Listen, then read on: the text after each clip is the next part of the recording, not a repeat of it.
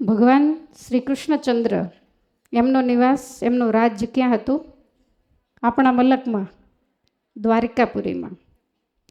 તો દ્વારિકાની અંદર પરમાત્મા નિવાસ કરે છે 16,108 પટરાણીઓની સાથે, બહુ મોટા પરિવારમાં.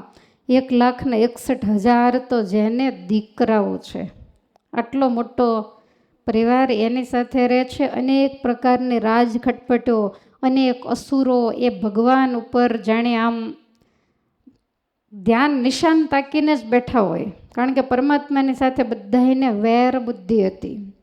તો એવી જંજાળની વચ્ચે ભગવાન જ્યારે દ્વારિકામાં નિવાસ કરીને રહ્યા છે, તો ભગવાન દરેક પટરાણીઓના મહેલમાં, એટલે કે 16,108 રૂપ ધારણ કરી અને બધા જ પટરાણીઓની સાથે ભગવાનનો નિવાસ છે.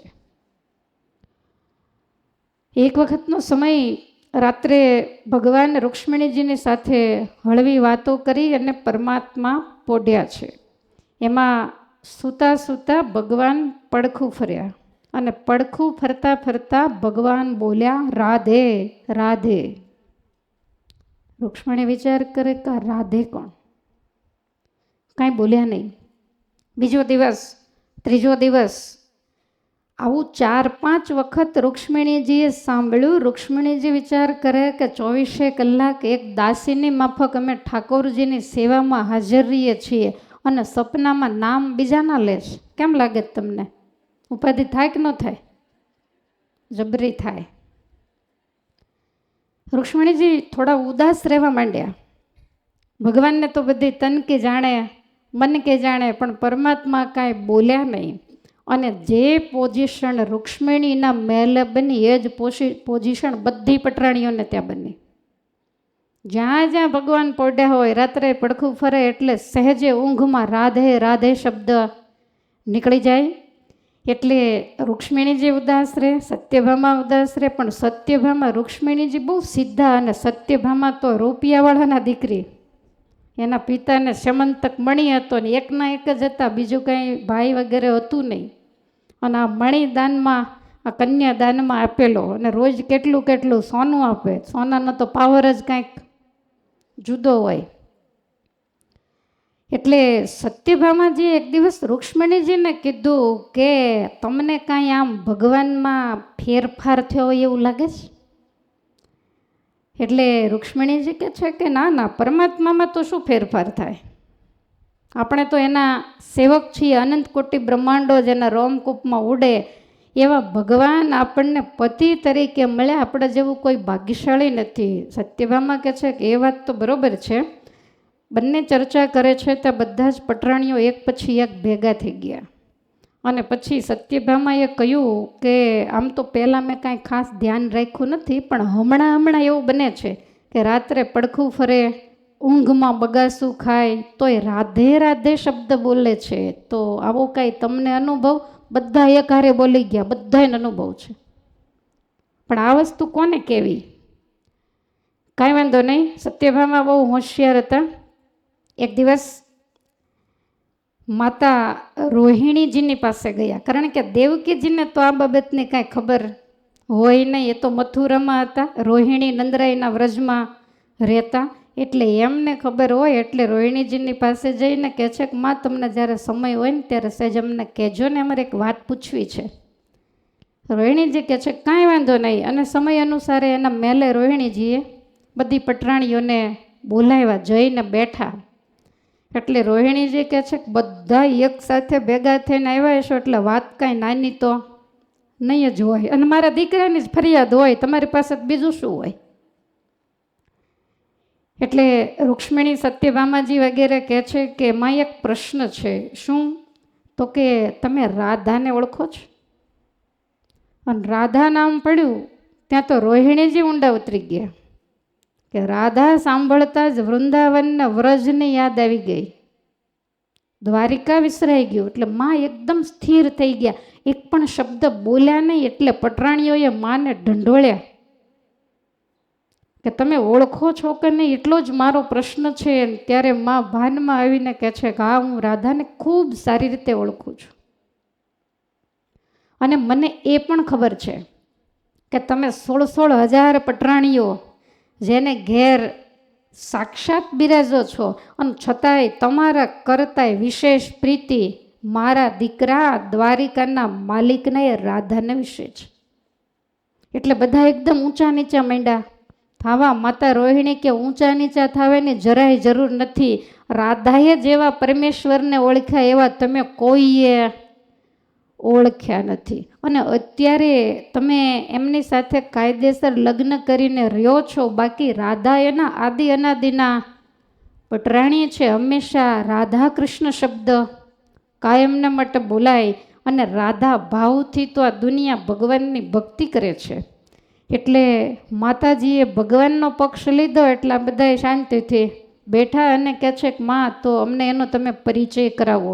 એટલે કહ્યું કે વ્રજની બાજુમાં બરસાના કરીને ગામ છે. ત્યાંના ભૃખુબાણ અને એના સ્ત્રી કલાવતી એમના દીકરી એટલે રાધા અને ભગવાનની સાથે ખૂબ પ્રીતિવાળા છે. પછી માંડી એને ભગવાનની રાધા સાથેની જે લીલાઓ હતી, વૃંદાવનની રાસલીલા, બીજું ત્રીજું, એ બધી વાત કરી. અને એ વખતે ભગવાનની વ્રજની લીલા સાંભળવામાં બધાને બહુ રસ પડ્યો. એટલે રાધાને એક બાજુ મૂકી અને કહે છે કે માં તો અમને ભગવાન શ્રી કૃષ્ણએ નાનપણમાં 11 વર્ષ સુધી ગોકુળમાં શું કર્યું એ સંભળાવશો? રોહિણીજી કહે છે કે એ તો ન સંભળાવાય. કેમ? તો કહ્યું કે એ વાતને જ્યારે હું કરવા બેસું ને ત્યારે હું મારી જાતને ભૂલી જાઉં, હું દ્વારિકાને ભૂલી જાઉં અને તમારી શું દશા થશે એ હજી મને ખબર. કારણ કે એની તો આખી વાત જ જુદી છે. નામ ગોકુળનું લેવામાં આવે, વૃંદાવનનું લેવામાં આવે, રાધાનું લેવામાં આવે તો ભક્તિવાન માણસના 3.5 કરોડ રૂંવાડા બેઠા થઈ જાય. એટલે પટરાણીઓએ તો હટ પકડી જ એની ના પડે એને સાંભળવાની આપણને બહુ જ ઈચ્છા થાય. હટ પકડી કે નહીં એ વાત તો તમારે કરવી જ પડશે. ત્યાર પહેલાં અમે એકે ઊભા નહીં થઈએ. રોહિણીજી કહે છે કાંઈ વાંધો નહીં, કહું ઘણા વર્ષથી મેં વ્રજને મનથી વિચાર્યું હતું, નહીંતર તો રહેવાય નહીં આ દ્વારિકાની અંદર.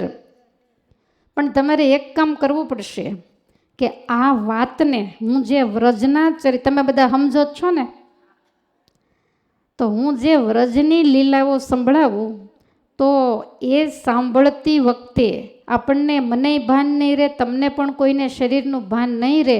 અને જો ભગવાન દ્વારકાધીશ આવી જશે તો બાજી બગડી જશે. માટે એને તો આ વાત સંભળાવવાની જ નથી. પટરાણીઓ કહે છે કેમ? તો કે જો એ સાંભળશે તો તમને 16,000ને પડતા મૂકી આ સોનાની નગરીનું રાજ છોડીને સીધા વ્રજ ભેગા થઈ જશે ને તમે બધા જ અનાથ થઈ જશો. અને મેં દેવકીજી, વસુદેવજી બધાએ ભેગા થઈ અને એને ગોકુળને, વ્રજને, ગોપીઓને, વૃંદાવનને એ કેમ ભૂલવાડ્યું છે એ તો અમે જાણીએ છીએ. માટે આ કામ ન કરાય. એટલે પટરાણીઓએ કહ્યું કે ભગવાન આવશે તો તમારે કહેતા બંધ થઈ જવાનું. ત્યારે માં કહે છે કે પણ મને ભાન હશે તો ને. તો બાજુમાં સુભદ્રાજી બેઠેલા. એટલે પટરાણીઓ બધા કહે છે કે શું તમે કહો, હાડલો લઈ દેશું, એકાદો ઘરેણું લઈ દેશું, તમારા ભાઈ આવે નહીં એનું તમે જરીક દરવાજે ધ્યાન રાખીને બેહો. સુભદ્રાજી કહે છે કાંઈ વાંધો નહીં, હું દરવાજે બેઠી છું. દરવાજે આવી રીતે આમ હાથ બાર સાખે રાખીને સુભદ્રાજી ઊભા રહી ગયા. ભગવાન આવે તો આ લોકોને જાણ કરવા થાય. અને આપણને તો એનો અનુભવ નથી. એટલે આમાં તો કેવું હોય કે જેણે ચાખી હોય જે વસ્તુ એના સ્વાદની એને જ ખબર પડે. ખાખરાની ખિસકોલી તો એ આંબાના રસમાં તો કાંઈ જાણે જ નહીં. એટલે માતાજીએ વ્રજની લીલા, ભગવાનની બાળ ચેષ્ટાઓ, ગોપીઓની છેડતી કરતા હોય, મટુકાઓ ફોડતા હોય, આપણને એમ થાય કે એમાં જ શું હશે, આપણે કેટલી વાર સાંભળ્યો. પણ આપણે તો પથ્થર હૃદયના છીએ એટલે આપણને કાંઈ ન થાય. કોમળ હૃદય હોય અને પરમાત્માની સાથે આદિ અનાદિ જેને પ્રીતિવાળા જીવાત્મા હોય એ એમાં તરત રસબસ થઈને પીગળી જાય. એને કોઈ પ્રકારનું ભાન ન રહે. એની આંખમાંથી સીધો વરસાદ જ માંડે વરસવા. એટલે કહેતા કહેતા માં તો રસ તરબોળ થઈ ગયા. અને માને કાંઈ રોહિણીજીને કોઈ પ્રકારનું શરીરનું ભાન ન રહ્યું. આંખો બંધ કરી આંખમાંથી અશ્રુ પડે અને પરમાત્માની લીલાઓનું વર્ણન કરે. રાધાજીને પરમાત્મામાં જે પ્રીતિ હતી, ભગવાનના વિયોગમાં રાધાજીની આંખમાંથી પાણી ખૂટી ગયું અને એક એક બૂંદ લોહીનું પડે છે. આટલી બધી પરમાત્માને વિશે પ્રીતિ. એટલે પટરાણીઓ તલ્લીન થઈ ગયા ને સુભદ્રાજી આમ બે હાથ રાખીને ઊભા તો છે પણ એ તલ્લીન થઈ ગયા. અને એમાં રાજ કચેરી બરખાસ્ત થઈ, પણ આમાં કોઈને ખબર રહી નહીં. અને પહેલાં ભગવાન આવ્યા ને પાછળ દાઉજી આવ્યા.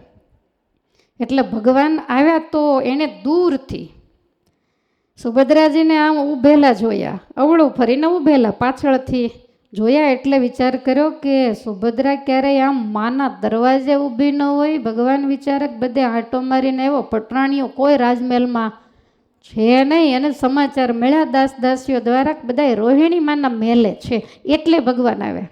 અને નહીતર તો પરમાત્મા રાણીઓને મહેલે જાય ત્યારે છડીદારો છડી પોકારતા હોય, ઘણી ખમ્મા મહારાજા ધીરાજને ઘણી ખમ્મા, પણ ક્યાંય મેળ આવ્યો નહીં. એટલે ભગવાને સેવકોને કહી દીધું બધા માના મેલે ગયા છે એટલે કાંઈક તો હશે જ. એટલે કોઈએ કાંઈ બોલવાનું નથી, એકદમ બિલ્લી પગલે.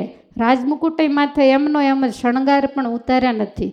અને ભગવાન ત્યાં આવી ગયા. અને આવીને સુભદ્રાજી આમ ઊભેલા અને રોહિણી માતા વાત કરે. એમાં વ્રજ ને રાધા ને ગોપી ને યશોદા ને આવા બધાય નામ, નંદરાય ને આવા નામ જ્યાં ભગવાનને કાને પડ્યા તો ભગવાન સ્થિર થઈ ગયા. પરમાત્માના આંખમાંથી અશ્રુ મંડ્યા વહેવા. વિચાર કરે કશે શું. એટલે તમે આમ વિચારી શકો કે કોઈ વ્યક્તિ આવી રીતે આમ દરવાજે ઊભું હોય અને પછી આપણે આમ અંદર જોવું હોય તો આ બાજુની સાઈડ અથવા આ બાજુની સાઈડથી આમ ડોકું મારવાનું રહે. એટલે ભગવાને એનો હાથ આમ હતો, સુભદ્રા ભાનમાં નહોતા, એટલે આમ ડોકું કાઢ્યું, ખાલી આમ જોયું તો રોહિણીજી વ્રજની વાતો કરી રહ્યા છે. અને પટરાણીઓ તલ્લીન થઈને સાંભળે છે. સુભદ્રાને પણ ખબર નથી. પરમાત્મા ત્યાં ને ત્યાં આની આ જ પોઝિશનમાં ઊભા રહી ગયા. અને વ્રજની વાત સાંભળતા સાંભળતા ભગવાનની આંખો એકદમ મોટી થઈ ગઈ અને એકદમ સ્થિર, મટકુઈ મારે નહીં. પરમાત્માની આંખમાંથી અશ્રુઓની ધારા મંડી પડવા. અને એવું કહેવાય છે કે પરમાત્માની પાસે સુદર્શન નામનું આયુધ હતું. હવે આયુધ તો ધાતુનું હોય, તો આ વ્રજની લીલા સાંભળીને આયુધ ઓગળવા માંડ્યું. એટલે આયુધ રાઉન્ડમાં હોય એને બદલે લાંબુ થઈ ગયું. અને ભગવાનના હાથ પગ એક એક અંગ પીગળવા માંડ્યા. માત્ર ને માત્ર આંખો જ મોટી મોટી રહી અને એવા સ્થિર થઈ ગયેલા. એમાં દાઉજી આવ્યા, બલરામજી. એટલે એણે બીજી બાજુથી જરીક આમ જોયું. તમને લાઈન થઈ ગઈ, વચ્ચે સુભદ્રા, એક બાજુ જગન્નાથ અને એક બાજુ બલરામ. એટલે આવી રીતે ત્રણે ત્યાં સ્થિર થઈ ગયા. ઘણો બધો સમય ગયો. માં તો વ્રજની કથા તો કંઈ ખૂટે નહીં. અને ભગવાનની ગોપીઓ સાથેની, રાધાજી સાથેની પ્રેમ લીલાઓને કહેતા કહેતા તલ્લીન થયેલા. એમાં સાંજ પડી, સૂર્ય ઢળી ગયો અને એમાં અનાયાસે ત્યાંથી નારદજી નીકળ્યા. એટલે નારદજીને એમ થયું કે આ નીકળ્યો છું તો ઠાકોરજીના દર્શન કરતો જાઓ. બધાએ મેલે જઈને જોયું. પહેલાં તો મુખ્ય પટરાણીઓ હોય એના મેલે જાય તો કહ્યું કે માના મેલે ગયા છે ને અમને આવવાની ના પાડી છે. એટલે સેવકો તો શું બોલે. એટલે નારદજી તરત જ રોહિણીજીના મેલે, નારદજીને ખબર પડી ગઈ કે આ બધોય રસાલો ત્યાં બેઠો છે એટલે કાંઈક હશે તો ખરું જ ડાળમાં કાળું. એટલે નારદજી સીધા નારાયણ નારાયણ કરતા પ્રગટ થયા રોહિણીજીના મહેલમાં. એક બાજુ માતા કથા કરે છે, એક બાજુ બધા. નારદજીનું નારાયણ નારાયણ કોણ સાંભળે? બધા તલ્લીન, કોઈ પણનું ધ્યાન બિલકુલ નથી. એટલે એ વાતને સાંભળતા સાંભળતા નારદજી પણ તલ્લીન થઈ ગયા. હું હશે એ જાણે. આપણે તો બધા ખાખરાની ખિસકોલી. એટલે એટલા બધા તલ્લીન થઈ ગયા. અને પછી આ વાતને જ્યારે પૂરી કરીને માએ જ્યાં આમ આંખ ખોલી ત્યાં તો સામે નારદજી ઊભેલા. અને ભગવાનને જ્યારે વાત બંધ થઈ એટલે બધાનું ધ્યાન ભંગ થયું. એટલે બધા એકદમ જાગૃત થઈ ગયા. અને ત્યાં તો નારદજી, સુભદ્રા, બલરામ અને ભગવાન ત્રણેયને માંડ્યા દંડવટ કરવા. ભગવાન કહે છે ઘરે મુનિવર અત્યારે તમે ક્યાંથી? તો કે અમે જ્યાંથી હોઈએ ત્યાંથી, પણ તમારે મને એક વચન આપવાનું છે. શું? તમારા દર્શન મેં રાજમુકુટમાં કર્યા છે. ભગવાન જ્યારે આ કથા સાંભળતા હતા ને ત્યારે પરમાત્માએ આવી રીતે આમ કરેલું, રાજમુકુટ નીચે પડી ગયેલું, મસ્તક એકદમ ખુલ્લું, કાળા ભમર જેવા ઘૂંઘરાળા ખભા સુધીના કેશ એમને ફરફરે. હવે આ વસ્તુ જોઈ એટલે નારદજીએ એવું કહ્યું કે મહારાજ, મારે એક જ વસ્તુ માગવી છે. શું? તો કે મેં ઘણાય તમારા દર્શન, ગોકુળમાં હું આવ્યો હતો, દશરથજીના ઘરે પ્રગટ થયા ત્યારે હું આવ્યો હતો, વનની અંદર તમે રાવણને માર્યો તે બધા સ્તુતિ કરવા આવ્યા ત્યારે હું આવ્યો હતો. મેં બહુ તમારા દર્શન અલગ અલગ રૂપે કર્યા, પણ આ રૂપ મને બહુ જ ગમ્યું છે. મોટું જબરું મુખારવિંદ, હાથ પગ સાવ પીગળી ગયેલા, અને આ રૂપના કેટલી મોટી મોટી આંખો ફાડીને પ્રભુ તમે ઊભા હતા, તમને ખબર છે? ત્યારે ભગવાન કહે છે કે ના, હું તો વ્રજ ભાવમાં ડૂબી ગયેલો. તો નારદજી કહે છે કે આ કળિયુગના લોકોને તમારા આ સ્વરૂપના દર્શન ત્રણેય બેન ભાઈના કાયમને માટે થાય ને એવું હું તમારી પાસે માગું છું. અને હે પરમેશ્વર, કળિયુગ જ્યારે આવશે ત્યારે લોકો શાસ્ત્રોની મર્યાદાઓને તોડી તોડીને વર્તશે, ધર્મ, જ્ઞાન, ભક્તિ, વૈરાગ આવું લગભગ નષ્ટપ્રાય થઈ જશે. અને એવી પરિસ્થિતિમાં હે પરમેશ્વર, જીવોનું કલ્યાણ કેમ થશે? અને કળિયુગમાં કોઈ યજ્ઞ કરે, ઘણા આખી જિંદગી યજ્ઞ કરતા હોય, સતયુગમાં, દ્વાપરમાં, ત્રેતામાં. કળિયુગમાં કોણ કરે? જિંદગીમાં એકાદા યજ્ઞમાં 2 ચમચી ઘી નાખે તોય ઘણું છે. તો એ યજ્ઞ કરીને, તમારા ધ્યાને કરીને, ઘર છોડીને જંગલમાં અમુક ઉંમરે જઈને સાધના કરીને મોક્ષ લેતા હતા. કળિયુગના માણસોનું શું થશે? અને બધું યમપુરી ભેગું જ થશે. એ પાપ તો કરશે, પણ પ્રભુ પાપ બાળવા માટે કોઈક જગ્યા તો જોશે ને. માટે કળિયુગની અંદર આ જ સ્વરૂપે તમે અખંડ, તમને જ્યાં યોગ્ય લાગે ત્યાં બિરાજમાન રહી અને કળિયુગની પ્રજાને દર્શન આપી અને એનું મુક્તિ થાય એવા દરવાજાને તમે ખોલો. ભગવાને તરત જ તથાસ્તુ તો કહ્યું, પણ ભગવાન કહે છે કે નારદ, આને થોડીક વાર લાગશે, હું ચોક્કસ પ્રગટ થઈશ. એક સ્થાનની અંદર હું પ્રગટ થઈશ, પણ આ વાતને અત્યારે હું ગુપ્ત રાખું છું. નારદજી કે તમને ખબર છે, કોઈ પણ વાત મારી આગળ કોઈ ગુપ્ત રાખે ને તો હું એનો કેળો મૂકતો જ નથી, કેવરાવે જ છૂટક્યો કરું છું. માટે કહી દો ને ડાયા થઈને. ભગવાન કહે છે કે હું તમને બિલકુલ ચોખવટ તો નહીં કરું, તમારે એ દર્શન માટે પ્રતીક્ષા તો કરવી પડશે. પણ આ દેશની અંદર, ઓરિસ્સાની અંદર પુરી નામનું નગર છે. બહુ એ વખતે સાવ નાનું એવું ગામડું જ તમે કહી દો, માનો. અને સમુદ્રનો કિનારો છે. ખાસ કરીને નિષાદ લોકો જે જંગલની અંદર લાકડા વગેરે કાપતા હોય તો એમની ત્યાં વસ્તી છે. તો એ સ્થાનની અંદર હું પ્રગટ થઈશ અને ઇન્દ્રદ્યુમ્ન નામના રાજા મારું ગગનચુંબી મંદિર બંધાવી અને મારી ત્યાં પ્રાણ પ્રતિષ્ઠા કરશે. અને કાયમને માટે મારી સાથે લક્ષ્મીજી હોય, મારી સાથે રાધા હોય. પણ આ વખતે ત્યાં તો અમે ત્રણેય બેન ભાઈ તમે જેમ જોયા છે એમ જ અમે ત્રણેય ત્યાં બિરાજમાન થઈશું. હવે આ રીતે કહ્યું પછી નારદજી તો ત્યાંથી અદૃશ્ય થયા, પરમાત્માની સ્તુતિ કરી. સમય પછી સમય ગયો. પરમાત્માનું કળિયુગના નિયમ પ્રમાણે 125 વર્ષનું આયુષ્ય પૂર્ણ થયું. મહાભારતનો સંગ્રામ ખેડાવીને ભૂનો ભાર ઉતાર્યો. ત્યાર પછી યાદવા સ્થળી કરાવી, તમામ યાદવોનો પણ નાશ કરાવ્યો. બલરામજી પણ પોતાના સ્થાને પધારી ગયા યોગ ધારણાથી. અને પરમાત્માને જરા નામના પારધીએ બાણ માર્યું. અને એ બાણ લાગતા, ભગવાનને એ બાણ જ્યારે ભાલમાં લાગ્યું તો એને માત્ર ને માત્ર નિમિત્ત બનાવીને પરમાત્માએ પોતાનું શરીર છોડી દીધું. રુક્ષ્મણીજી ભગવાનના શરીરને સાથે લઈ અને સતી થયા. તમે પરમાત્માનો અંતિમ વિધિ, શ્રી કૃષ્ણ ભગવાનનો અંતિમ વિધિ થયો એના દર્શન કર્યા છે. ક્યાં? પ્રભાસ પાટણમાં. ત્રિવેણી નદી છે, સમુદ્રનો કિનારો છે અને ત્યાં પરમાત્માનો અંતિમ વિધિ થયેલો. તો એ ભગવાનનો જ્યારે અંતિમ વિધિ કરવામાં આવ્યો, દેવતાઓ દ્વારા થયો હશે, બીજું તો કોઈ ત્યાં હતું નહીં. અને એ અંતિમ વિધિમાં પરમાત્માનું જે શરીર છે, શ્રી વિગ્રહ છે, એ પંચભૂતની અંદર વિલીન થવા માંડ્યું. પણ આપણા શાસ્ત્રોનું કહેવું એવું છે કે પરમાત્માનું જે હાર્ટ છે, હૃદય,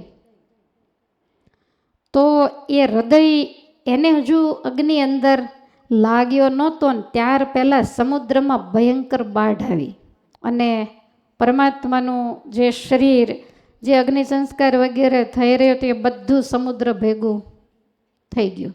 શરીર ભસ્મીભૂત થયું. પણ કોઈ એવું કહે છે કે પરમાત્માના અસ્થિ અને કોઈ એવું કહે છે કે ભગવાનનું હૃદય એ એમનું એમ જ રહેલું અને સમુદ્રની અંદર ગયું. હવે તમે વિચારો કે ક્યાં દ્વારિકા ને ક્યાં પુરી, 2000 કિલોમીટરનો અંતર, અને એ સમુદ્રની અંદર, નહીતર સમુદ્રમાં તમે કાંઈ પણ વસ્તુ નાખો, એક મોજે ખેંચી જાય ને બીજે પાછી નાખે. તો એ ભગવાનનો જે પ્રસાદીનું શ્રી વિગ્રહ કહેતા શરીર, એનું અસ્થિપિંજર, તો એ ત્યાંથી તણાતા તણાતા જગન્નાથપુરીના સમુદ્રમાં નીકળ્યું.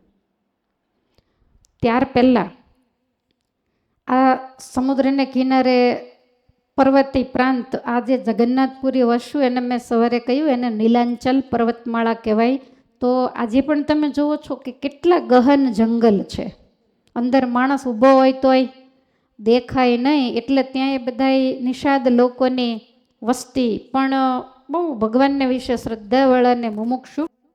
સવારમાં કોઈ એક નિષાદ સમુદ્રની અંદર હાથ પગ ધોવા કે કોઈ કારણથી ગયા હશે અને એણે પરમાત્માનું એ જે અસ્થિપિંજર કહેતા શ્રી વિગ્રહ, તો એમાંથી તેજના શેરડા નીકળતા જોયા. તો પહેલાંને એમ થયું કે માનો ન માનો, આ કાંઈક અગત્યની વસ્તુ તો છે જ. એટલે એણે સમુદ્રની અંદર જઈને એને લઈ લીધું અને લઈ અને પોતે પર્વતની ગુફામાં જઈ અને થોડાક પાંદડા અને ફૂલડાને બધું તોડીને પાથર્યું.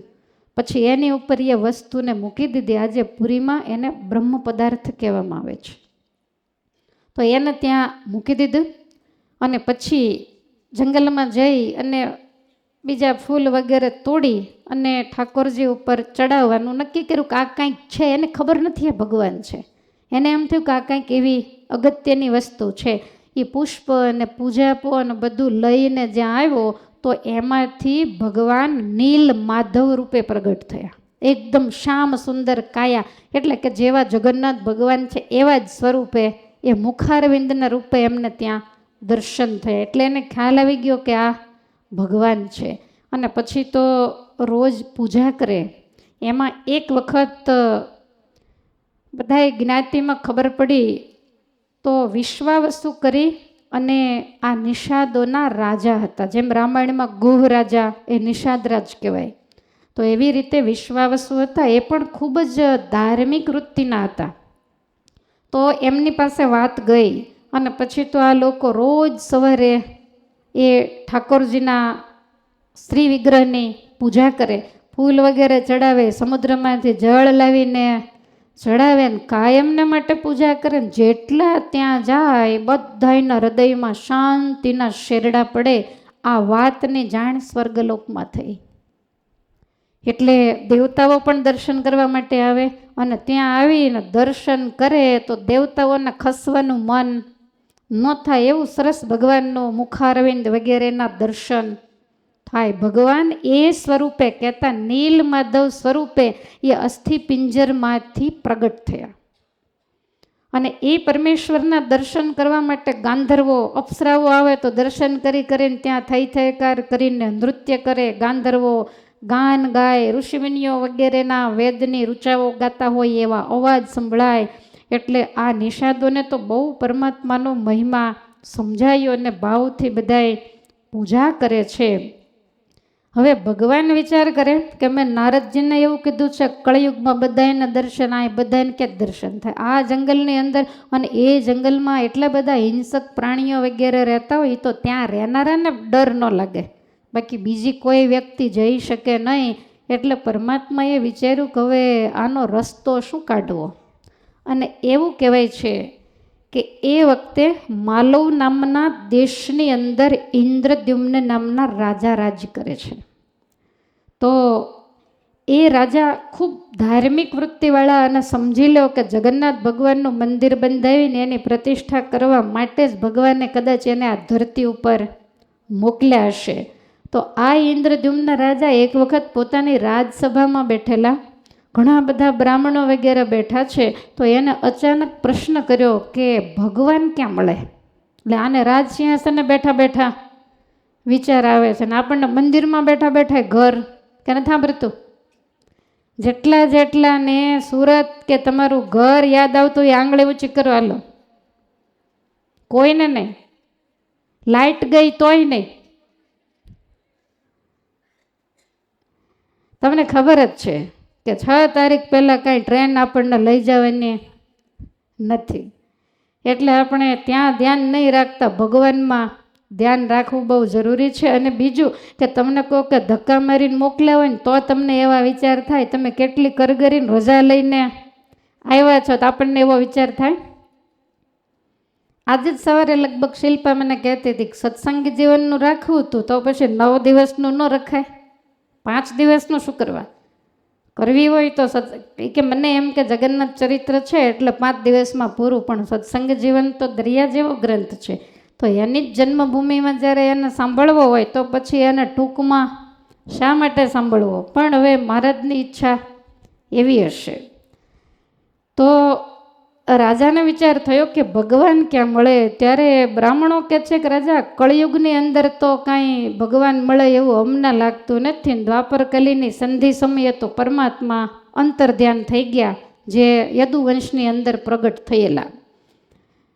તો કહ્યું કે કોઈ પણને પૂછી અને ભગવાન મળે એવો મને ઉપાય બતાવો. એટલે બ્રાહ્મણો કહે એમાં ઋષિમુનિઓને સાધુ સંતોને વગત વધારે ખબર પડે, એટલે માણસોને મોકલી અને સાધના કરતા ઋષિમુનિઓ સાધુ સંતો એને પોતાના રાજમાં તેડાવી અને એવું કહ્યું કે જે પરમાત્માના દર્શન કરતા જીવાત્માના જન્મ જન્મના કલ્મશ પાપ હોય એનો નાશ થઈ જાય, જેના દર્શન કરતા મૂર્તિ આમ હૃદયમાં ઉતરી જાય, તો એવા ભગવાન આ કળિયુગની અંદર કયા સ્થાનમાં હોઈ શકે? આ તમે મને કહેશો?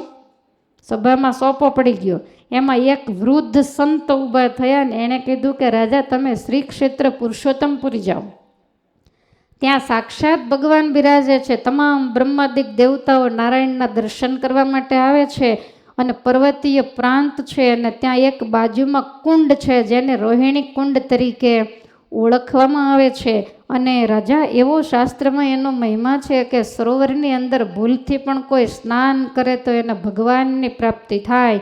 આ સાંભળતા રાજા અને બધા જ મહાત્માઓ આશ્ચર્યમાં પડી ગયા. પહેલાં મહાત્મા કહે છે કે મેં તો એવું સાંભળ્યું છે કે એક વખત ખાલી પાણી પીવાને બાને એક કાગડા જેવું પક્ષી એને રોહિણી કુંડની અંદર ચાંચ બોળી તો એને ભગવાન શ્રી કૃષ્ણનું વિમાન તેડવા માટે આવ્યું, જે જેવી તેવી અભક્ષ વસ્તુને ખાનારું આ પક્ષી. તો એને પણ સદગતિ મળી તો માણસને કેમ ન મળે? માટે આ સ્થાનની અંદર તમે જાઓ અને ત્યાં જઈ ભગવાન નીલમાધવના સ્વરૂપનું દર્શન કરો. તમને ખ્યાલ આવી જશે. દેવતાઓ નંદનવનના પુષ્પો લાવીને રોજ એ સ્વરૂપની પૂજા કરે છે, અને એ ભૂમિની જે રજ છે ને એને મસ્તકે ચડાવે છે. આવી રીતે ખૂબ મહિમા ગયો. રાજા ઇન્દ્રદ્યુમ્ન તો વ્યાકુળ થઈ ગયા કે જલ્દી મારે ભગવાનના દર્શન, મોહનજીને મળવા, ભૂધરજીને ભેટવા, તલફે મારું તન.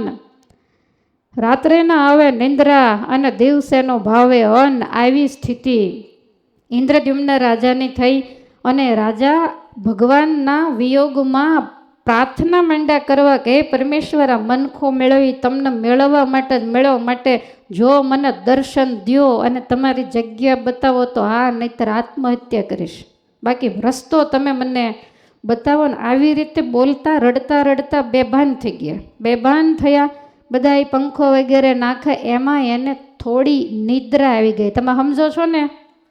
આ પાછું મારે બધું દળીને સમજ્યા? પછી હું પૂછીશ કે મને આખી જગન્નાથ પ્રાગટ્યની કથા સંભળાવો, એમ કે લખીને મોકલો. બરોબર સાવધાની રાખીને સાંભળજો. તો રાજા સૂઈ ગયા ને એમાં એને સ્વપ્ન આવ્યું ને સ્વપ્નમાં એને આકાશવાણી સંભળાણી કે હે રાજન, તને એક વિશેષ કામ માટે અવની ઉપર ભગવાને મોકલ્યો છે. આ અવની ઉપર નીલાંચલ પર્વતમાળામાં ભગવાન નીલ માધવની મૂર્તિ બિરાજમાન છે, જે મૂર્તિને નિષાદ લોકો સિવાય કોઈએ જોઈ નથી, ઓળખતા નથી. દેવતાઓ દર્શન કરવા આવે, પણ એ ભગવાન તો કળિયુગના માણસો માટે પ્રગટ થયા છે. માટે એ મૂર્તિને તમારે લઈ આવવાની છે અને સમુદ્રને કિનારે શ્રી ક્ષેત્રમાં તમારે વિશાળ ગગનચુંબી મંદિર બંધાવીને એમાં એ મૂર્તિને, હું ટૂંકમાં કહું તો એટલું લાંબુ થાય, અને લાંબુ કે શું થાય કહો જોઈએ. એ મૂર્તિ તમારે પધરાવવાની છે. આવી આકાશવાણી થઈ અને સંભળાતી બંધ થઈ એટલે રાજા એકદમ બેઠા થઈ ગયા. સભાની અંદર બ્રાહ્મણો, પોતાના પુરોહિતો વગેરે બધાએ બેઠેલા એને વાત કરી કે આ જગ્યાએ ભગવાન નીલમાધવનું સ્વરૂપ છે અને એને આપણે સમુદ્ર કિનારે મંદિર બાંધી અને પધરાવવાનું છે. તો મંદિર પછી બાંધો, પહેલાં મૂર્તિ તો ગોતો. ઘણાનું એવું પણ કહેવું છે કે પહેલાં મંદિર બાંધીને પછી રાજાએ મૂર્તિની શોધ કરાવેલી. તો રાજાએ પોતાના કુળ પુરોહિતોને કીધું કે તમે ચારેય દિશાની અંદર જઈને ધરતીનો એક એક કણ કણ ફરી વળો, જ્યાં ભગવાનની મૂર્તિ હોય ત્યાંથી લાવી અને મને આપો, એટલે હું મંદિર બાંધી અને એ મૂર્તિને મંદિરની અંદર પધરાવું. હવે આવી રીતે રાજાએ પોતાના પુરોહિતોને અલગ અલગ દિશામાં મોકલ્યા.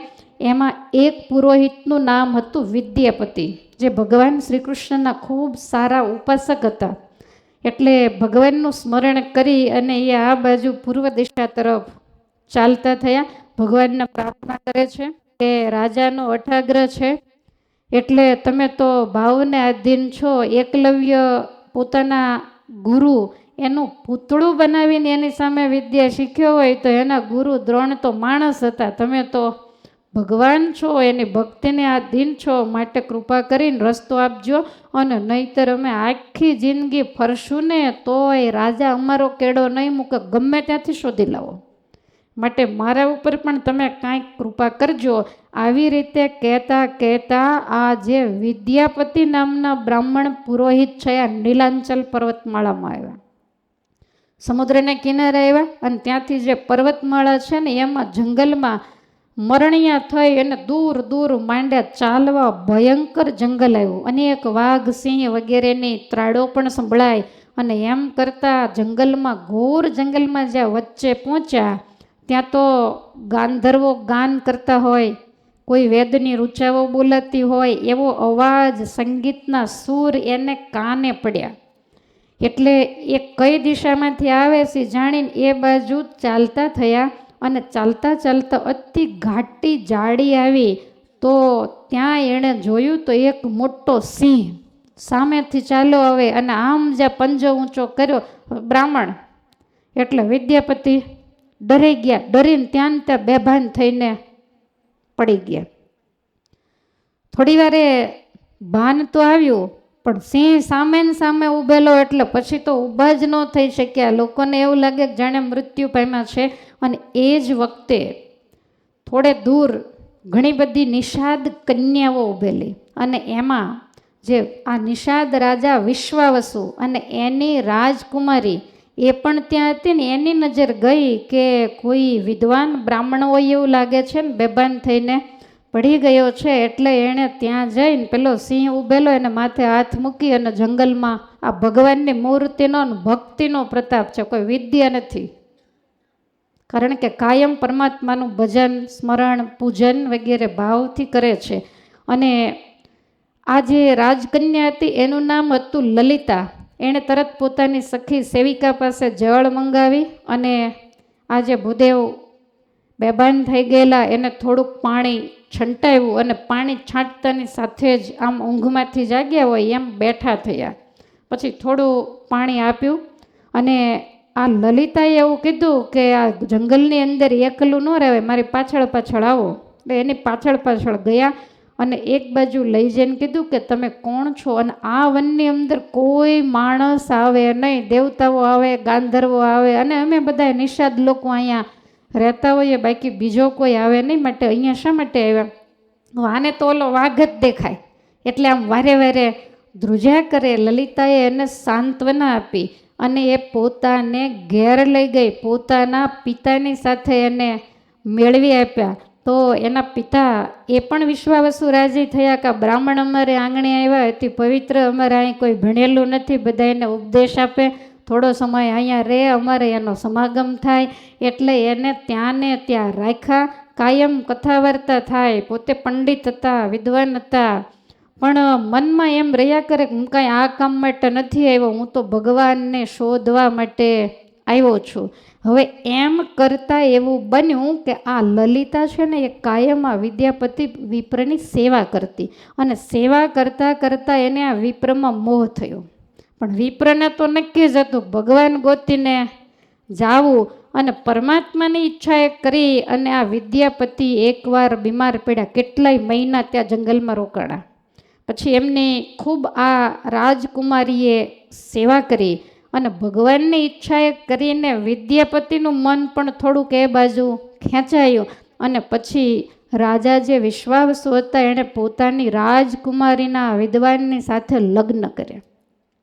પણ કાયમ આને ચિંતા રહ્યા કરે, રાત્રે આને ઊંઘ આવે નહીં. વિદ્યાપતિને એમ થાય કે મારે તો ભગવાન ગોતવાના હતા, પણ હવે ભગવાન કેમ શોધવાના? સરનામું તો આ જ છે, આટલામાં જ ક્યાંક પરમાત્મા હોવા જોઈએ, કારણ કે અહીંનું વાતાવરણ જ આખું જુદું છે. પણ હવે શોધવા ક્યાં જવું? અને આ લોકોનો તો કડક બંદોબસ્ત હતો કે નિષાદો સિવાય કોઈ એ બાજુ ચકલું ફરકી શકે નહીં.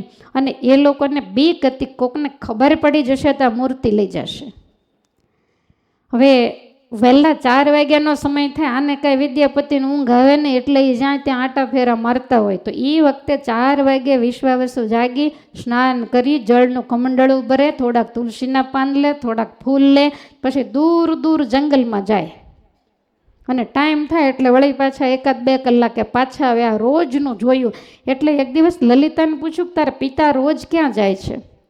લલિતાને એમ થયું કે આ વાત તો અમારે કોઈને પણ કહેવાય નહીં, જીવ જાય પણ કોઈને કહેવાનું નથી, તો આનું શું કરવું? અને પોતાનો જ પતિ પૂછે તો સતીનો એ લક્ષણ છે કે એની પાસે ખોટું ન બોલાય. એટલે ખૂબ ગલ્લા ટલ્લા કર્યા, પણ વિદ્યાપતિએ કેળો મૂક્યો નહીં, કહેવું તો પડશે, તું ગલ્લા ટલ્લા કરી એમ હું વિદ્વાન છું, માટે છે શું? ત્યારે એણે કીધું કે ત્યાં છે ને અમારે એક કુળ પરંપરાના દેવ છે, તો અમારે એવો નિયમ હોય કે રોજ સવારે એની પૂજા કરવા જવાનું હોય. તો અત્યારે મારા પિતા જાય છે, પછી એના વંશ વર્ષમાં તો હું એક જ છું, એટલે મારે કે તમારે જવું પડશે, અને ત્યાં અમે કોઈને જવા દેતા નથી. એટલે આને ખ્યાલ આવી ગયો કે કદાચ નીલમાધવની મૂર્તિ ત્યાં હોવી જોઈએ. અને એમણે પછી લલિતાને ખૂબ સમજાવી, ખૂબ એને ભોળવી, અને એવું કહ્યું કે જો તમારા પિતા તો કાલ સવારે જતા રહેશે, અને એ જંગલમાં તમારા જેવા સ્ત્રીઓને પૂજા કરવા જાવી બરોબર નહીં. તમે એના દીકરી છો, તો જમાઈ તરીકે હું એનો દીકરો કહેવાઉં? તો વારસો તો મને જ મળવાનો છે, પૂજા તો મારે જ કરવાની છે. અચાનક એને કાંઈક થયું નથી, તને કાંઈ ખબર નહીં, મને ખબર પડે. તો જો મને એ જગ્યા બતાવી દે ને, મને થોડુંક શીખવાડી દે ને, તો કેવી રીતે પૂજા કરવી એ મને ખ્યાલ આવે. એટલે એણે એવું કીધું કે જો મારા પિતાને કહીશ તો મને તમને બેયને અહીંથી વળાવશે, બાકી તમને એ મૂર્તિ તો નહીં જ બતાવે, અમારા કુળદેવ તો નહીં બતાવે. પછી તો એના પિતાની સાથે ઘણી બધી લલિતાએ વાતચીત કરી, મહેનત કરીને આમાં મહિનાઓ નીકળી ગયા. અને છેવટે એવું કીધું કે પિતાજી, છેવટે મારે જ પછી વારસામાં તમે જમાઈ ગણો કે દીકરો ગણો, માટે એમને તમે જો દર્શન કરાવો તો સારું. અને પછી માંડ માયના. અને વિદ્યાપતિને લલિતાએ કીધું એટલે પોતાના સસરા પાસે જઈને કીધું કે તમે સવારે પૂજા કરવા જાઓ ત્યારે મને લઈ જાજો. ત્યારે આમણે કીધું પણ હું જગ્યાને દર્શન કરાવું પણ જગ્યા નહીં બતાવું. તો આ કહે છે તો એ કેવી રીતે કરશો? તો કે સવારમાં જ્યારે અહીંથી નીકળો ને તમારી આંખે હું પટ્ટી બાંધી દઈશ, અને હાથ પકડીને દોરીને હું તમને લઈ જઈશ. ત્યાં પહોંચો ગુફામાં એટલે પટ્ટી ખોલીશ, દર્શન કરી લો એટલે પટ્ટી બાંધીને પાછા જમાઈ હોય તો શું થઈ ગયું? બાકી જગ્યા તો હું, કારણ કે મને વિશ્વાસ છે કે કોઈને હું જગ્યા બતાવું ને અમારા હાથમાંથી આ ભગવાન કેટલા મોંઘા હશે કહો. હવે વિદ્યાપતિને એમ થયું કે કાંઈ વાંધો ને, છીંડું તો પાડું, પછી ગાડા માર્ગ કરશું. તરત સંમત થયા, પણ બહુ હોશિયાર અને બુદ્ધિશાળી હતા. એટલે જંગલમાં જઈ અને સરસવ, પેલા એના છોડ કે એની શું સિંગ આવતી હશે, એ સુકાઈ ગયેલી હોય ને, એ બધું ખંખેરીને ચોળીને ભેગું કરીને ગમચામાં બાંધતા આવ્યા. હવે આની આ વિશ્વાવસુને કાંઈ ખબર ન હોય, અને પછી સવારમાં નાહી ધોઈને તૈયાર થયા, નાખ્યો હશે ગમચો પાછળ, આને કાંઈ ખબર નહીં, એણે સીધી પટ્ટી બાંધી. એટલે આમણે પછી પેલી ગાંઠને થોડીક ઢીલી પાડીને આમ મુઠ્ઠી ભરે, ઓલા તો આગળ આગળ જતા હોય, અને પછી આમ ધીમે ધીમે આમ વેરતા જાય સરસવના દાણા. છેક ગુફાએ ગયા ને ત્યાં સુધી દાણાને વેરા, ત્યાં સુધીમાં બધાય ખૂટી ગયા. અને ત્યાં જઈને પટ્ટી ખોલી, અને જ્યાં પટ્ટી ખોલી ત્યાં તો તેજ તેજના પુંજ, દુનિયામાં ક્યાંય જોઈ જાણી ન હોય ને એવી સુગંધના ફોરા છૂટે. અને એવું સુંદર ભગવાનનું સ્વરૂપ, મોટી મોટી ભગવાનની આંખડી, લાલ પરવાળા જેવા હોઠ, અને જાણે પ્રત્યક્ષ હોય મનુષ્ય સ્વરૂપે એવા દર્શન આ વિદ્યાપતિને થયા. ત્યારે વિદ્યાપતિને એમ થયું કે આ લોકો દર્શન તો ન જ કરવા દે ને, આ બિચારા બોળા, પણ હું કાંઈ અહીં રહેવા દેવાનો, આ ભગવાનને તો હું લઈ જ જવાનો છું. દર્શન કરે, પટ્ટી બાંધી દીધી. અને થોડાક દિવસ થયા ને એટલે લલિતાને કહે છે કે હું ઘણાય સમયથી અહીંયા આવ્યો, વર્ષો વીતી ગયા ઘણાય, તો મને એમ થાય છે કે જે રાજાનો હું પુરોહિત છું એ રાજાને હું મળી આવું, આ કે હું ભેગી આવું. તો કે ના, તારું કાંઈ કામ, હું પાછો આવું છું.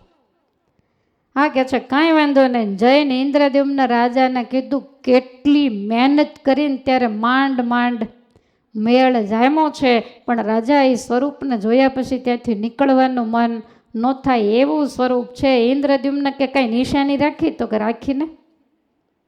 તો પછી આપણે ભગવાનની ઈચ્છા છે, મંદિર બાંધવાનું મને કહ્યું છે, મારી મૂર્તિ લઈ આવવાનું કહ્યું છે, હું જંગલમાં છું, થોડા માણસોને દર્શન થાય તો જાને થાય એવું કરવાનું છે. આપણે તો પરોપકારનું કામ ભગવાને કીધું એટલે કરવાનું છે. તો તમારે ચોરી કરવામાં, ખોટું બોલવામાં કાંઈ વાંધો નથી, એટલે તમે કાંઈક રસ્તો કરો. ત્યારે આ કહે છે કે હું એકલો નહીં, તમે સાથે આવો. એટલે રાજા રથ જોડી અને ત્યાં આવ્યા છે. સમુદ્રને કિનારે રથને છોડવામાં આવ્યો, અને પછી સવારમાં 4 વાગ્યામાં પૂજા થઈ જાય. પછી આ તો બધા પોતપોતાના કામે લાકડા કાપવા બીજું ત્રીજું કરતા હોય. એટલે વિદ્યાપતિ રથ જોડી અને એ રસ્તે જોયેલું જ હતું, ત્યાં ઘણો ટાઈમ રહેલા. એટલે ઘર પછી સરસવના દાણા જે વેરેલા ને ત્યાં સરસવ સરસ ઉગી ઉગીને મોટા, અને તમને ખ્યાલ હોય એક સાથે વેર્યા હોય, આપણે કંઈક પેલું હોય ત્યારે નથી લાઈનમાં વેરતા, તો સરસ રીતે ઉગી નીકળે ઝવેરાની જેમ. એટલે એ ઉગેલી એની નિશાનીએ રથ આંક્યો ને સીધો આ ગુફાએ જઈને રથ ઊભો રહ્યો. ભગવાન નીલમાધવની મૂર્તિ એને ઊંચકીને રથની અંદર બિરાજમાન કરી, ત્યાંથી રથ લઈ અને પોતે નીકળી ગયા. એને નીકળવું અને કોઈક નિશાત દર્શન કરવા માટે આવ્યો, તો મૂર્તિને ન જોઈ એટલે જઈને વિશ્વાવસુને વાત કરી કે ભગવાન ત્યાં નથી. વિશ્વાવસુને ખબર પડી ગઈ કે અમારા જમાઈના જ કામ હોય, બાકી દુનિયામાં કોઈને આ મૂર્તિની ખબર નથી.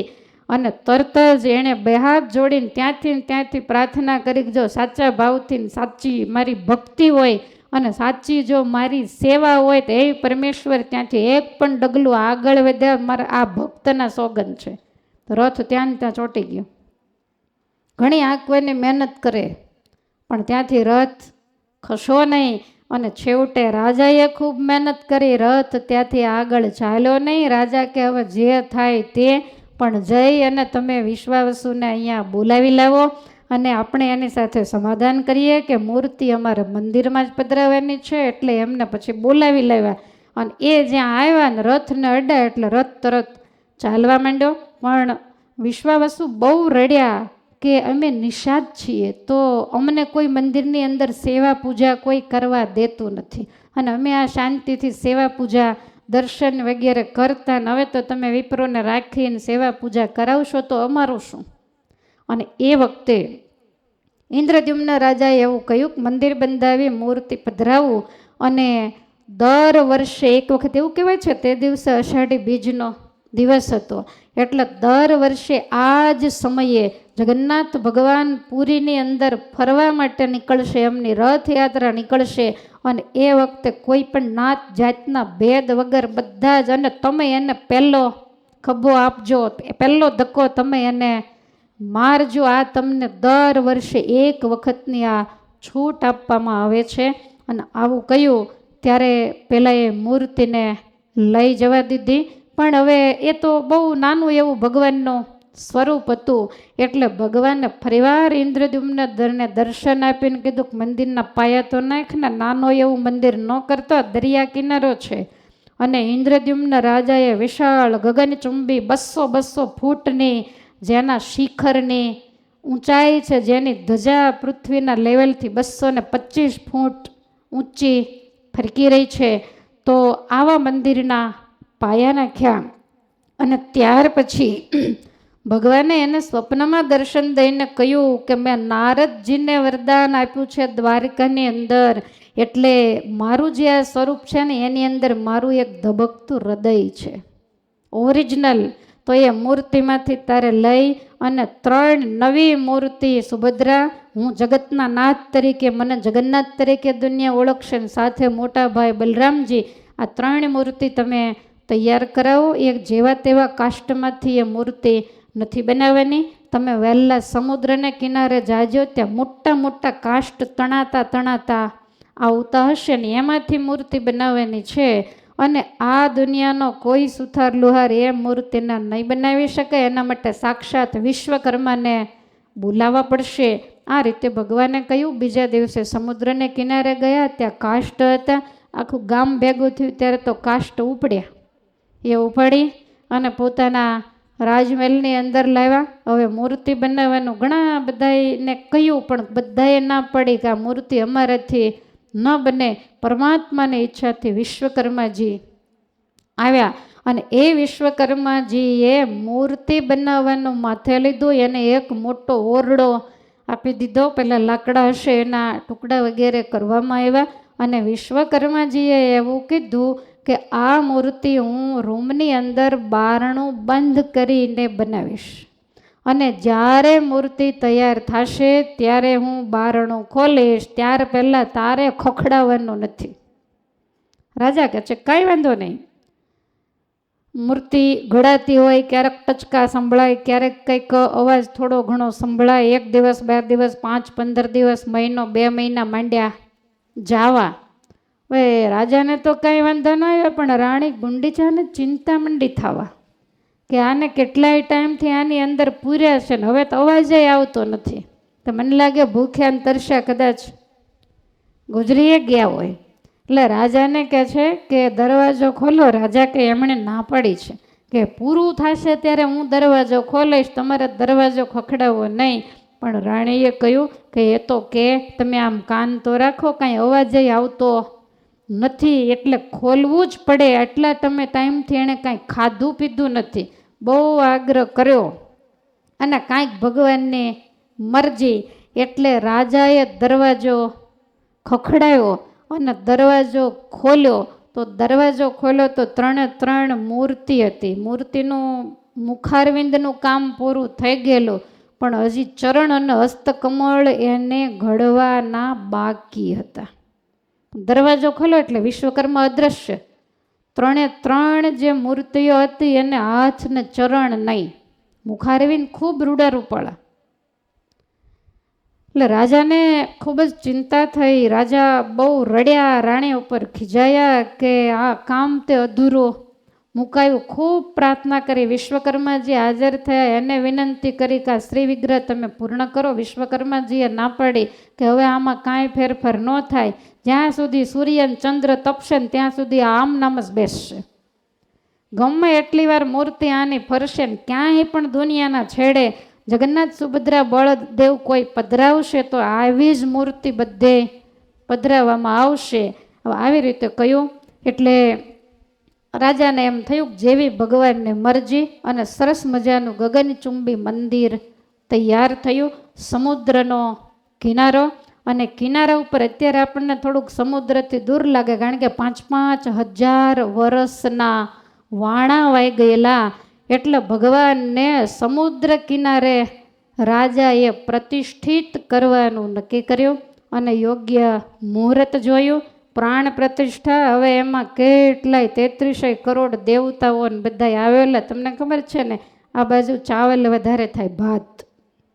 તો જે દેશનું જે ખાણું હોય ઠાકોરજી પણ એ જ આરોગે.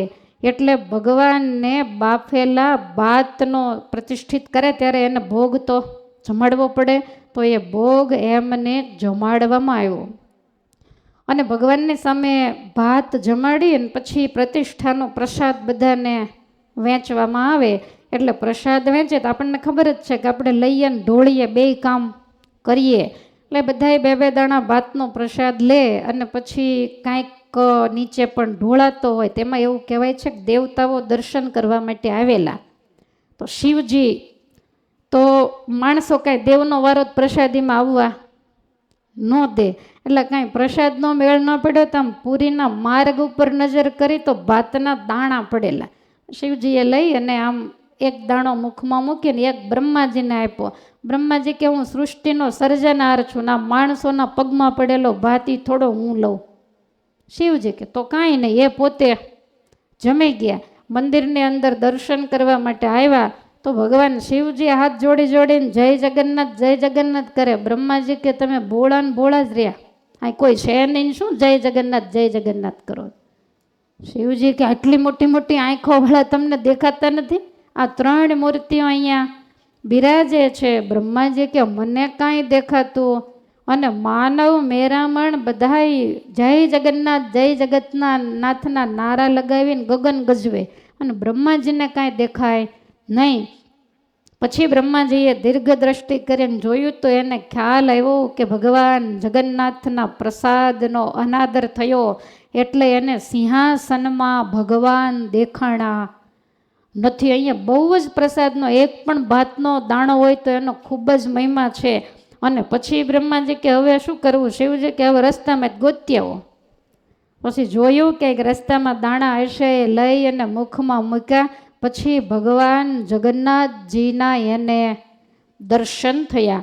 અને એ જગન્નાથ ભગવાનની 3 મૂર્તિની આ રીતે ધામધૂમથી પ્રતિષ્ઠા કરવામાં આવી. અને એ ભગવાન આ જગન્નાથપુરીના ભૂપ જગતના નાથ એટલે નામ પડ્યું જગન્નાથ. અને આખી દુનિયા એને જગન્નાથ તરીકે ઓળખે. રાજાએ એનું વર્ષાસન વગેરે પણ બાંધી આપ્યું. અને કાયમને માટે ઠાકોરજીને ભાતનો, લોકો એવું કહે છે 500 મણનો રોજ ભોગ લાગે. એ કેટલો બધો ભાત, કારણ કે પુરીમાં બ્રાહ્મણો હોય, પછી ભગવાનના ભક્તો હોય, જેટલા દર્શનાર્થી આવે તમે જો બધાને છૂટે હાથે પ્રસાદ દેતા હોય. પણ કોઈ દિવસ આટલા હજારો વર્ષ ગયા પણ ક્યારેય પ્રસાદ ઘટ્યો હોય એવો હજુ બનાવ કોઈ દિવસ બન્યો નથી. અને પુરીના બધા લોકો રોજ ભગવાન જગન્નાથજીનો પ્રસાદ ભાવથી આરોગે. અને આપણે ભગવાન શ્રી હરિના આશ્રિત છીએ. મહારાજે શું કહ્યું કે વર્ણાશ્રમની મર્યાદા જરૂરથી રાખવી, પણ અમારા આશ્રિતોએ જગન્નાથપુરીમાં જગન્નાથજીનો પ્રસાદ લેવાય તો એમાં કોઈ દોષ નથી. એટલે કાંઈક કારણ હોય, કાંઈક મહિમા હોય તો જ ભગવાને આવી રીતે આપણને આજ્ઞા કરી હોય. તો એવા ભગવાન જગન્નાથ અહીંયાના બધા આપણે જેમ હરિકૃષ્ણ મહારાજને આપણા પ્રાણ આધાર માનીએ ને, એમ દરેક લોકો શ્રીમંત હોય, ગરીબ હોય, ગમે તે જ્ઞાતિના હોય, એ બધાને જગન્નાથ ભગવાન અતિશય વાલા. અને એટલા માટે કાયમને માટે બધાએ બોલતા હોય કે હારે મુને વાલા જગન્નાથ વાલા, હારે મુને વાલા જગન્નાથ વાલા, હારે છે નંદ જશોદાના લાલા જગન્નાથ વાલા રે. સાળે પડે ને ઊભા થઈ જાવ, એટલે ઊભા થઈ જાવ ખુરશી ઉપર. રે મુને વાલા જગન્નાથ વાલા, રે મુને વાલા જગન્નાથ વાલા, રે તો દ્વારામતી જય વસિયા, રે તો દ્વારામતી જય વસિયા, ક્યાંથી આવ્યા નીલાંચલ રસિયા જગન્નાથ વાલા રે ક્યાંથી આવ્યા નીલાંચલ રસિયા જગન્નાથ વાલા રે મુને વાલા જગન્નાથ વાલા રે મુને વાલા જગન્નાથ વાલા રે ઊંચા મંદિર શિખર શુભ છાજે હારે ઊંચા મંદિર શિખર શોભ છાજે જે હારે બેઠા સિંહાસને પ્રેમિકા જે જગન્નાથ વાલા હારે બેઠા સિંહાસને પ્રેમિકા છે જગન્નાથ વાલા હારે રૂડી ધજા ફરું કે આકાશે હારે રૂડી ધજા ફરું કે આકાશે હારે એ તો સૌને બોલાવે પ્રભુ પાસે જગન્નાથ વાલા હારે તો સૌને બોલાવે પ્રભુ પાસે જગન્નાથ વાલા રે જેના દરિયા કિનારે છે ડેરા હારે જેના દરિયા કિનારે છે ડેરા હારે જે છે જમાઈ રત્નાકર કેરા જગન્નાથ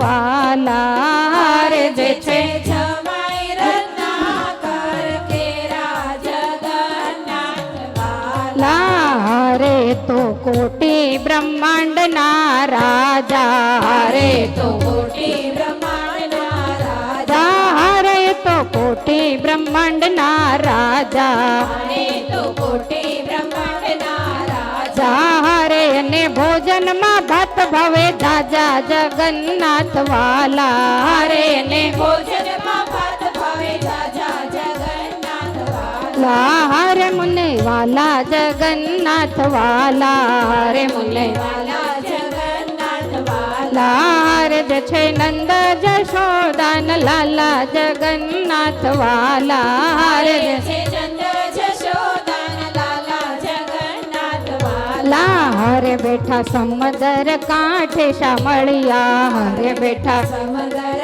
કાંઠે શામળિયા હારે બેઠા સમદર કાંઠે શામળિયા હાલો તાળી પડો સમદર કાંઠે શામળિયા ખોયા દીના ખંગવળિયા રે ખોયા દીના ખંગવળિયા શામળિયા ખોયા દિના કંદવળિયા રે કોયા દિના કંદવળિયા શામળિયા હારે સાથે સુભદ્રા ને બલવીરા હારે સાથે સુભદ્રાને બલવીરા હારે આવ્યા દ્વારામતી થી ધીરા હરે આવ્યા દ્વારમતી ધીરે રા જગતની હરો પીરા રે જગતની હરો પીરા શામળિયા જગતની હરો પીરા રે જગતની હરો પીરા શામળિયા હરે રાજા ઇન્દ્ર જુમ્નયુ મંગી હરે રાજા ઇન્દ્ર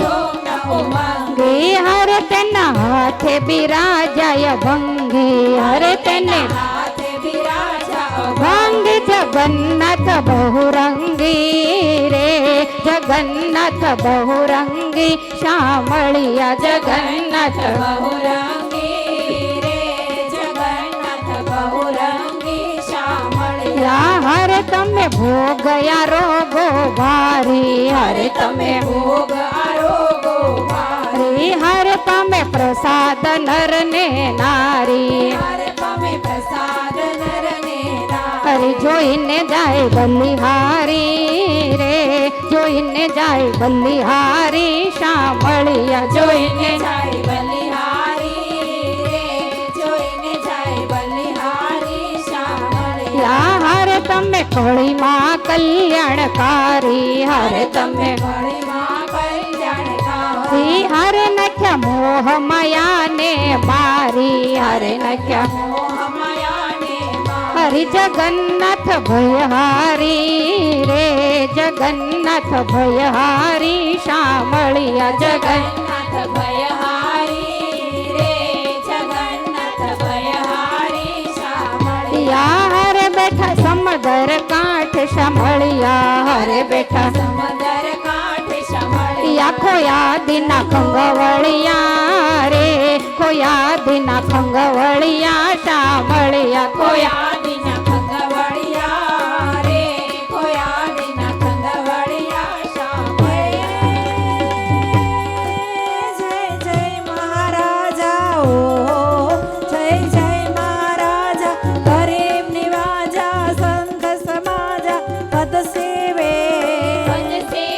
તવ ગુણ ઓરધારી શ્રુતિ આકારે કીર્તિ ઉચારે અજ જેવે આ અસુર પ્રમાતા કાલિય દત્તા હતી નિજ સત્તા વિસ્તારી જય નરતનુધારી વિશ્વ વિહારી અજય વિકારી અસુરારી રે જીરે અજય વિકારી અસુરારી શિર મુગટ ધારી હો શિર મુગટ ધારી હંસ ચાલ ભારી હો ત્રિવિધિ તારી સુખકારી સુખકારી કંઠે હાર હજારી હરિહિતકારી બ્રહ્મ વિહારી અવતારી નિરખે નર નારી પ્રગટ બ્રહ્મચારી હોવત નામી જોગેશા જોગેશા જય દેવ બ્રહ્મેશા દર્શન લેશા હરણ કલેશા નરવેશા રે ધીરે હરણ